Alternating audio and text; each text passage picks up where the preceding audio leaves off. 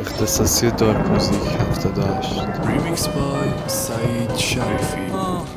تنگ دلم واسه دل خوشی با چیزای کوچیک،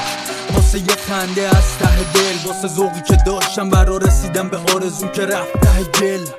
واسه روزایی که از سر خوشی تا خرخره میکردیم از شب عید، واسه این که صبح از دهن گوشام خبرای بد نشنوه هی، حتی واسه اون که حرف زد و نمون سرش، منی که آدم ها خودشون نروندنش، اینجا پیرتره هر کس جوونتره، این بهار از پایزم خزونتره، واسه فکری که با سندی آزاد نشد، دلی که با هر چی ساخت و آباد نشد، روزایی که هنو قهر نبود با ما رو یا هنو نکرده بود خفتم پارانو، یا دلم واسه روزایی که دستمون بی نمک نبود، نمیدونستم آدم ها میرن از پلوی، روزایی که پام انقدر بی رمق نبود، تیک و تاک ثانیه ها بی هدف نبود، هنو تنگه واسه روزایی که نمیدونستیم زیر پامون زمین جنگه، روزایی که هنو نمیفهمیدم چرا میگن عجی سنگه، مال پای لنگه تنگه، دلم واسه روزایی که توپ بود کارمون، فوشه میدادیم اما خوب بود حالمون، میشد کرد خیلی زود خوشحالمون، نمی اومد دهنش خون خود کارمون، روزایی که موها منو سفید نبود از عشق و بیخوابی زیر چشی کبود نمیکرد